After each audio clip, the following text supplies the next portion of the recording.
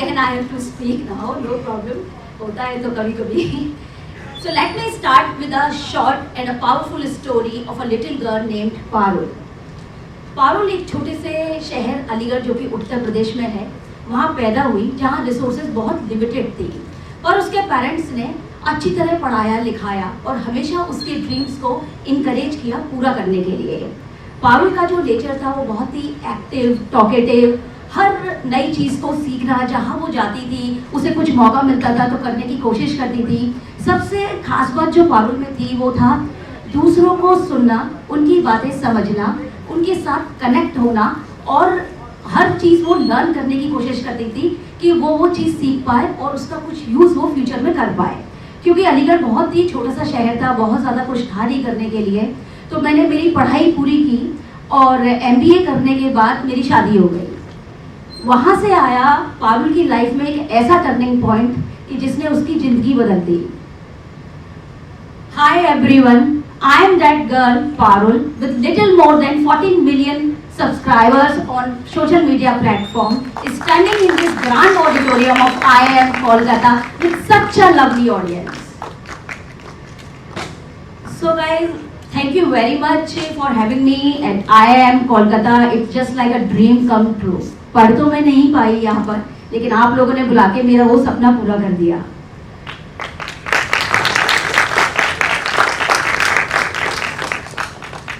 आज मैं जो भी कुछ हूँ, मेरे प्यारे व्यूअर्स, मेरी फैमिली, मेरे हस्बैंड के सपोर्ट और मेरे पैशन की वजह से हूँ. You know, each and everyone is born with a unique talent. Very few of them able to identify that talent and passion and work towards it. When your passion become profession, you just like living a dream life. कुछ ऐसा ही हुआ मेरे साथ, लेकिन कुछ अलग circumstances में. तो सबसे पहले तो मैं आज आप सभी लोगों से बिल्कुल उसी तरीके से बात करूंगी जिस तरीके ने मुझे कुक विद पारुल बनाया. तो मेरी जो स्टोरी स्टार्ट होती है वो स्टार्ट होती है 2017 से. 2017 का टाइम था. कुछ ऐसे सर्कमस्टांसेस आए, कुछ ऐसी प्रॉब्लम्स आई कि मैं बाहर जाकर जॉब नहीं कर सकती थी. मुझे मेरे बच्चे को देखना बहुत ज़रूरी हो गया. दिन का सारा टाइम उसकी केयर और देखभाल इन सब चीज़ों में निकलता था. लेकिन कहीं ना कहीं मुझे ये भी देखना था कि मैं अपनी फैमिली को फाइनेंशियली सपोर्ट कैसे करूँ, क्योंकि फाइनेंशियल स्टेबिलिटी भी बहुत ज़रूरी थी. जो वो टाइम था, जो नीड थी उस टाइम की.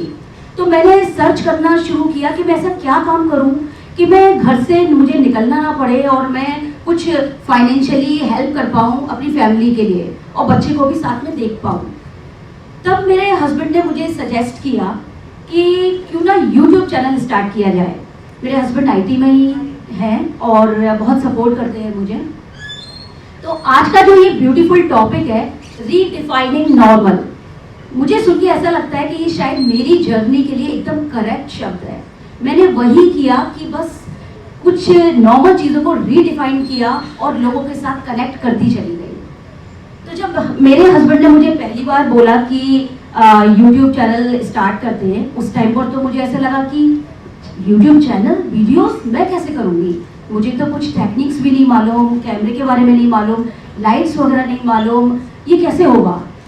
तो क्योंकि जब कुछ आप नया स्टार्ट करते हैं तो मन में ना सबसे पहले एक चीज़ ये आता है, self doubt, fear of failure, negativities, rejection. वही चीज़ मेरे मन में भी आ रही थी कि कैसे होगा. लेकिन मेरे पास बस अब 2 ही ऑप्शन थे. या तो मैं उदास होकर और इस भरोसे से घर में बैठी रहूं कि एक दिन सब अच्छा हो जाएगा, या उस अच्छा बनाने के लिए कुछ मेहनत करूं और कुछ काम करूं. मैंने दूसरा ऑप्शन प्रेफर किया.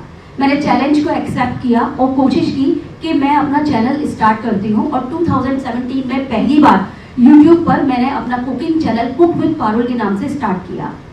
अब चैलेंजेस और स्ट्रगल बहुत सारे थे. सबसे पहले तो सब लोगों ने मुझे बोलना शुरू किया कि अरे इतनी पढ़ाई की तो क्या खाना बनाने के लिए की थी, क्या करोगी खाना बना करके, कुछ नहीं होने वाला इसमें. लेकिन मैंने मेरे दिल की सुनी. आई गो विथ माई पैशन कि नहीं, मुझे ये करना है, क्योंकि कहीं ना कहीं मुझे लग रहा था शायद ये मैं कर सकती हूँ, क्योंकि मुझे इसमें इंटरेस्ट था. जब इंटरेस्ट होता है किसी चीज़ में तो आप थकते नहीं हैं. तो बस वही हुआ. धीरे धीरे करके मैंने वीडियोस बनाने स्टार्ट किए और लगभग 4 महीने हो गए और मैं वीडियोस बनाती गई, पर मेरा मोटिवेशन डाउन नहीं हुआ। हालांकि कुछ भी हुआ नहीं था, ज़्यादा सब्सक्राइबर नहीं आए थे, सब स्लो पेस पे ही चल रहा था। तो एकदम एक दिन अचानक क्या हुआ कि एक वीडियो वायरल हो गया। जब वो वायरल हुआ तो समझिए कि मेरे मोटिवेशन में एक बूस्ट आ गया, एक एनर्जी मिल गई मुझे कि नहीं, अब तो मुझे करना ही करना है। होता है ना कि आपको एक बूस्टर डोज की ज़रूरत होती है कुछ भी हासिल करने के लिए, तो बस इसने मेरे लिए एक बूस्टर डोज का काम किया। और साथ में मेरे हस्बैंड का कंटिन्यूस होल हार्टेड सपोर्ट था, तो मुझे कभी डर नहीं लगता था। हालांकि चैलेंजेस बहुत थे, बहुत मेहनत करनी पड़ रही थी। दिन में बच्चे को देखती थी, उसकी थेरेपीज के लिए जाती थी, रात में जब वो सो जाता था तो वीडियो शूट करती थी, बहुत मेहनत की मैंने। और उसके बाद अब मुझे ये देखना था कि जब मैंने यूट्यूब चैनल स्टार्ट किया, ऑलरेडी बड़े बड़े सेलिब्रिटी शेफ के चैनल थे और बहुत सारे यूट्यूबर्स भी थे, तो मुझे देखना था कि मैं इतनी भीड़ में स्टैंड आउट कैसे करूं। तब मैंने ये देखना शुरू किया कि आखिर जब कोई रेसिपी वीडियो देखता है तो उसे क्या चाहिए। अगर मेरी मम्मी वो वीडियो देख रही है तो उन्हें क्या चाहिए।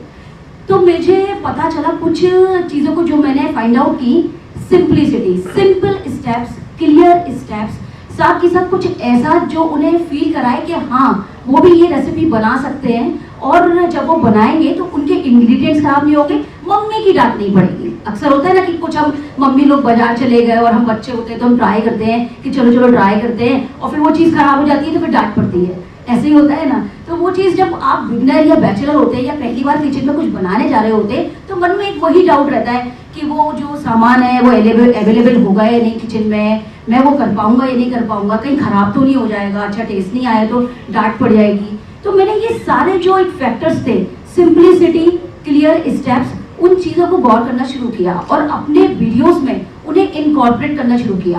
हालांकि बहुत सारे चैनल उस टाइम पर थे, सभी रेसिपीज बताते थे, लेकिन फिर वही एक चीज़ मेरे दिमाग में आई कि जब हम किसी बड़े बड़े सेलिब्रिटी शेफ्स का वीडियो देखते हैं, रेसिपी का वीडियो देखते हैं, तो बड़े स्ट्रेट फॉरवर्ड होते हैं, लाइक 1 कप 240 ml, 2/3, 1/3, 3/4।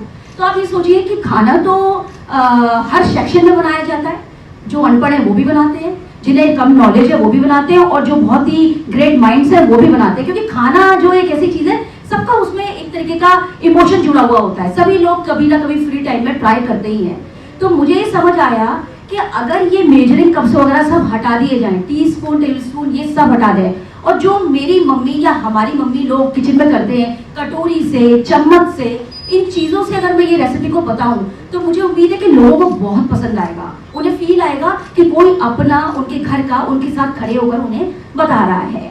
तो जो मेरी पढ़ाई थी, जहाँ मैं लोगों के साथ कनेक्ट बहुत करती थी, और मेरा जो नेचर था और इतना बोलना, मार्केटिंग स्किल्स थे, वो कहीं ना कहीं मेरे सब काम में आ गए इस यूट्यूब वीडियोस में। मैंने उसी तरह से अपने एनर्जी के साथ, अपने वॉइस मॉड्यूलेशन के साथ उस रेसिपी को समझाना शुरू किया।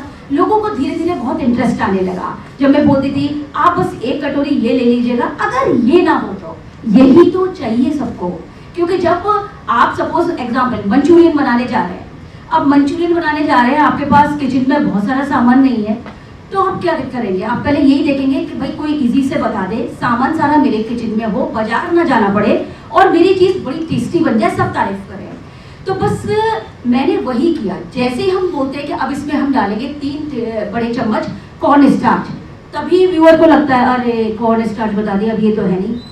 मैं अपने वीडियोस में उसी मोमेंट बोलती हूँ। अब आप कहेंगे पारुल अगर ये ना हो तो, अरे कोई टेंशन नहीं, अगर ये नहीं है तो आप चाहे तो ये डाल लीजिए, चाहे ये डाल लीजिए। तो मैं वहीं की वहीं उसे 2 ऑप्शन और देती हूँ। तो वो जो व्यूअर है जिसके मन में आज था कि वो मंचूरियन बनाए, तो वो उसका प्लान फ्लॉप नहीं होने देती। मैं कुछ ना कुछ करके उसका वो प्लान जो वो बनाना चाहता है उसको बनाने के लिए मोटिवेट करती हूँ, उसको कॉन्फिडेंस बिल्ड करती हूँ। तो जब उसको ये लगता है कि अच्छा ये भी डाल सकते हैं, इससे भी बनाया जा सकता है, तो कहीं ना कहीं आपके जो फॉलोअर है आपके साथ कनेक्ट होने लगते हैं। उन्हें लगने लगता है कि अच्छा पारुल ने बताया तो पक्का बन जाएगा। ट्रस्ट एंड क्वालिटी ये आपको हमेशा मेंटेन रखनी है, चाहे आपका कोई भी बिजनेस हो, चाहे यूट्यूब, आप सोशल मीडिया पे हो, या आप किसी भी कॉर्पोरेट से किसी भी जगह पे हो, क्योंकि trust is a major factor for success. आप कोई रेसिपी मेरी बना रहे हो, फिर वो खराब हो जाए, अच्छी ना बने, तो नेक्स्ट टाइम आप मेरे चैनल पर नहीं आएंगे, राइट? तो मैं इन सब बातों का मैंने बहुत ध्यान रखा। तो जो मेरी स्ट्रैटेजी थी वो था लोगों की नीड्स को समझना, डिमांड्स को समझना, उनकी एक्सपेक्टेशन को समझना, साथ ही साथ हर अपनी टेक्निक से उस खाने की या उस रेसिपी को इतना सिंपल बना देना कि वो मेरे वीडियोस में इंटरेस्ट लें और मेरे नेक्स्ट वीडियो का वेट करें। मैंने इसी चीज़ को अपनाया। इसके लिए मैं आज भी अपने स्टाफ से, अपने पेरेंट्स से, फ्रेंड्स से, रिलेटिव से सबसे डिस्कस करती हूँ, ये जानने की कोशिश करती हूँ कि आखिर वो उस पर्टिकुलर यूट्यूबर का वीडियो क्यों देखते हैं, वो क्यों क्या है। तो कंटिन्यूसली मैं अपने आप को keep learning mode, keep updating and keep exploring so that I can create some new ideas and incorporate in my YouTube videos. ये वाली जो मेरी स्ट्रेटेजी है आज भी चल रही है, क्योंकि एक रीच पर आने के बाद बहुत मुश्किल हो जाता है, specially in social media, to sustain. क्योंकि आप ग्रो कर रहे हैं तो आपके साथ आपके कॉम्पिटिटर्स भी तो ग्रो कर रहे हैं, वो भी तो आपकी वीडियोस देख रहे हैं और नई नई स्ट्रेटेजी ला रहे हैं। तो वो इफ्स एंड बट्स आपका पीछा नहीं छोड़ते हैं और वो कभी नहीं छोड़ेंगे, क्योंकि वो आपको कहीं ना कहीं मोटिवेट करते हैं और आपको एनर्जी देते हैं कि आप नई नई स्ट्रेटेजी डिजाइन करें और उन्हें बनाएं। तो बस यही मैंने किया कि मैंने एक नॉर्मल सिंपल से खाने को रीडिफाइन कर दिया, इतना आसान बना दिया, इतना इंटरेस्टिंग बना दिया कि अब सब लोग बहुत लाइक करने लगे। मैं जहाँ जाती हूँ सब मुझे पारुल दीदी, कुक विद पारुल या मिस परफेक्ट के नाम से जानते हैं। अब इसके बाद एक ऐसा टाइम आया, यानी वो सभी के लिए था, वो था लॉकडाउन। लॉकडाउन में हम सब लोग बाहर नहीं जा सकते थे, फैमिली बॉन्डिंग शुरू हो गई और सबके पास दिन भर में क्या काम था, घूमकर किचन में जाएं, कुछ बढ़िया सा बनाएं और कुछ बाहर जैसा बनाएं, क्योंकि बाहर की चाट पकौड़े हम सभी लोग मिस कर रहे थे।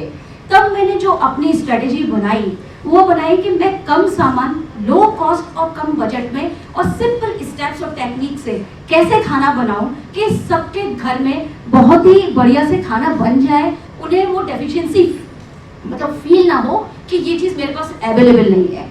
अगेन मैंने वही चीज़ की और मैंने सूजी के गुलाब जामुन से लेकर सूजी के मालपुआ, आटे का पेड़ा और आपके गेहूं के आटे का पिज्जा कढ़ाई में सब कुछ सिखाया। बची हुई ब्रेड या एजेस जो बच जाती है ब्रेड की, उससे कटलेट्स, हर एक चीज़ के आप कम सामान, कम समय, लो कॉस्ट, लो बजट, इन सब से आप अपने घर में इजीली, अगर कोई नया भी खाना बना रहा है, क्योंकि उस टाइम पर तो लोग फंस गए थे, किसी को खाना बिल्कुल भी नहीं आता था बनाना, तो हमें ये देखना पड़ता था कि हम ऐसे क्या बनाएं कि वो भी बना लें। मंचूरियन हो या 65 बनाना हो, बिना सॉसेस के आप कैसे बनाएं, सारे अल्टरनेटिव, सारे ऑप्शंस मैं वहाँ देती थी और इस तरह से बोलती थी कि सबको लगता था कोई अपना उनके साथ खड़े होकर उनको सिखा रहा है, तो वो फील ही नहीं करते थे कि वो किसी यूट्यूबर का या किसी का वीडियो देख रहे हैं। तो ये जो मेरी स्ट्रेटेजी थी, लोगों के साथ कनेक्ट करना, सिंप्लिसिटी, मेरी टेक्निक्स, मेरा वॉइस मॉड्यूलेशन, मेरी एनर्जी उस चीज़ को सिखाने में कहीं ना कहीं लोगों को मेरे चैनल को सब्सक्राइब करने के लिए मोटिवेट करती थी। इस तरह धीरे धीरे करके मेरे फॉलोअर्स बढ़े, मेरे व्यूज़ बढ़े तो ब्रांड्स आए, ब्रांड्स ने मेरे साथ कोलैबोरेट करना शुरू किया और जब ब्रांड्स ने कोलैबोरेट करना शुरू किया तो मेरे कमर्शियल कॉस्ट बढ़ी, मेरा रेवेन्यू बढ़ा तो मैं यूट्यूब की नज़रों में भी आई। और लॉकडाउन में तो ऐसा रेवोल्यूशन आया, सब लोगों ने मेरे सभी सोशल मीडिया प्लेटफॉर्म पर मेरी रेसिपीज़ को, मेरे बोलने के अंदाज को इतना पसंद किया कि मुझे यूट्यूब ने खुद फ़ोन कर अप्रिशिएशन दिया। उसके बाद मुझे यूट्यूब ब्रॉडकास्ट में हाईलाइट किया गया, फिर मेरे को फोर्ब्स इंडिया में डिजिटल टॉप 100 स्टार में मेरा नाम आया, मुझे शेफ ऑफ द ईयर का अवार्ड मिला, साथ ही साथ मुझे बहुत सारे इन्फ्लुएंसर अवार्ड्स मिले, जिसने मेरे मोटिवेशन को और सभी मेरे कॉन्फिडेंस को, मेरे काम करने के पैशन को और भी ज़्यादा बूस्ट कर दिया, उसे एनर्जी दी। तो आज कहीं ना कहीं मैं ये बोल सकती हूँ कि मेरे इस पैशन ने, जो कि अब एक प्रोफेशन बन गया है, पूरा बिजनेस मेरा बन चुका है, उसको मैं इंजॉय कर रही हूँ। सेल्फ सेटिस्फैक्शन, सेल्फ मोटिवेशन और साथ ही साथ इसने मुझे फाइनेंशियली भी स्ट्रॉन्ग बना दिया, जो कि मेरी बहुत ज़रूरत थी उस टाइम पर।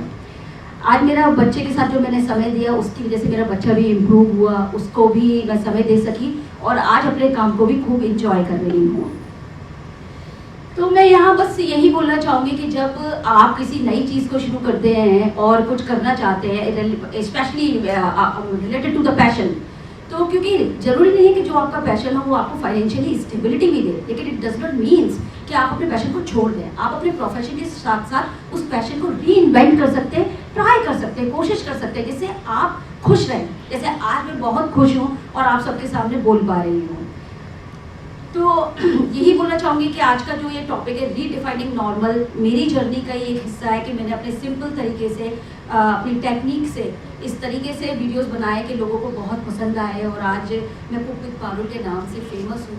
तो बहुत खुशी होती है, स्पेशली आज भी जब मैं लोगों के कमेंट्स पढ़ती हूँ, मैं टाइम निकालती हूँ पूरा अपने काम के लिए और उनके कमेंट्स के आंसर देती हूँ। बहुत खुशी होती है जब मुझे कोई ये लिखता है कि दीदी आज मैंने आपकी रेसिपी से बच्चे के टिफिन में ये नाश्ता रखा था, आज वो पूरा खाकर आया है, मुझे बहुत खुशी हुई। आज तो दीदी आपकी रेसिपी से मेरी सास ने भी तारीफ कर दी, मेरे हस्बैंड ने आज बहुत तारीफ की है कि इतना बढ़िया शाही पनीर बनाया तुमने, बिल्कुल बाजार जैसा। तो सोचिए जब मैं ये सब पढ़ती हूँ तो मुझे कैसा लगता होगा। मतलब इससे बड़ा कोई रिवॉर्ड नहीं हो सकता, कोई विनिंग स्ट्रेटेजी नहीं हो सकती कि आपके व्यूअर्स आपको इतना प्यार करते हैं, इतना पसंद करते हैं और कंटिन्यूअसली लगभग 8 साल से लगातार आपके साथ जुड़े हुए हैं और आपको देख रहे हैं। क्योंकि सोशल मीडिया एक ऐसी चीज़ है जिसमें आज आप हैं, कल पता नहीं हो ना हो, लेकिन जो लोग अपनी ट्रस्ट, अपनी क्वालिटी और कीप एक्सप्लोर मेथड पे रहते हैं, उस मोड पर रहते हैं और मेहनत करते हैं जी जान से, वो हमेशा सोशल मीडिया पे रहते हैं। तो एक मैं आपको एग्जांपल देती हूँ कि नॉट एग्जांपल, अभी कुछ दिनों पहले मेरे पास एक कमेंट आया एक चाय वाले का। मेरा चाय मसाला बहुत फेमस है यूट्यूब पर, तो उसने वो चाय मसाला देखा, वो रेसिपी उसने बनाई और वो चाय वाला चाय के साथ साथ उसको सेल करने लगा और उसकी बहुत अच्छी सेल होने लगी उस चाय मसाले की। उसने मुझे कमेंट लिखा कि दीदी मैं एक चाय वाला हूँ और मैंने अपनी चाय को सेल करने के साथ साथ साइड में आपका चाय मसाला भी सेल करता हूँ। थैंक यू सो मच दीदी, बहुत बहुत धन्यवाद कि मेरी इनकम बढ़ गई है। मुझे बहुत खुशी होती है कि लोग आपका चाय मसाला इतना लाइक करते हैं। तो सोचिए मैं किसी के मुंह पर मुस्कुराहट ले आई, आंखों में चमक ले आई, इससे ज़्यादा और क्या चाहिए। तो लास्ट मतलब इस जो मेरी जर्नी है उसका लास्ट नहीं हो सकता क्योंकि बोलती जाऊँगी, लेकिन बस वही है कि मैं आज भी बहुत मेहनत करती हूँ रेसिपीज़ पे, क्योंकि आपको उस इफ्स एंड बट्स से बाहर नहीं निकाला जा सकता, वो तो नहीं है। नए नए लोग आते हैं, नई नई स्ट्रेटेजीज आती हैं, कभी कभी फेलियर्स भी होते हैं, अप्स एंड डाउन्स भी होते हैं, उसमें भी अपने आप को आपको हाई रखना पड़ता है, कोशिश करनी पड़ती है। कोशिश कभी मत छोड़िए, क्योंकि कोशिश करेंगे तभी कुछ हो पाएगा। ये सोच के रह जाएंगे ये तो सब कर रहे हैं, इतने सारे ऑलरेडी मार्केट में है, मैं क्या कर पाऊंगा। लेकिन अगर आप में वो एक्स फैक्टर है, वो जज्बा है, तो आप उस भीड़ में भी स्टैंड आउट कर जाएंगे, राइट। तो यही है कि अगर आप अपने पढ़ाई के साथ साथ, अपने प्रोफेशन के साथ साथ आपका कोई पैशन है तो उसको ज़रूर आप कंटिन्यू कीजिए। हालांकि पैशन एक ऐसी चीज़ है कि कई बार तो लाइफ निकल जाती है, हमें पता ही नहीं होता हमारा पैशन क्या है। लेकिन पैशन हम कैसे आइडेंटिफाई करें, आपको पता है कैसे आइडेंटिफाई करें? आपको आधी रात में भी उस काम के लिए बोल दिया जाए और आप बगैर चिल्लाए, बगैर परेशान हुए, बगैर लेजीनेस दिखाए उठ जाएं खुशी से और रेडी हो जाएं काम करने के लिए। हाँ मैं अभी करता हूँ, हाँ मैं अभी कर देती हूँ, इसका मतलब वो आपका पैशन है। आप थकते तब हैं, आपका काम बर्डन तब बनता है जब आपका वो पैशन नहीं होता, वो इंटरेस्ट नहीं होता कि बस आप मजबूरी में कर रहे हैं, तो वो पैशन नहीं है। पैशन वो है कि जिससे आप थके नहीं, जिसमें आपको मजा आए, खुशी मिले, वो पैशन है। तो आज में आप किसी भी फील्ड में जाएं, आपको बस वही करना है कि आपको भीड़ में स्टैंड आउट होना है। ऐसी स्ट्रेटेजीज, ऐसी टेक्निक्स अपने अंदर आपको लगता है कि मैं कुछ ये कर सकता हूँ अलग, तो आपको ज़रूर एक बार कोशिश करनी चाहिए। तो मैं यही बोलना चाहूँगी in the last, Paru's journey served as a testament to the power of believing in oneself. She became a shining example of how a small town girl can make a global impact. चलो और आगे बढ़ो, become unstoppable. Thank you so much guys. जय हिंद, जय भारत।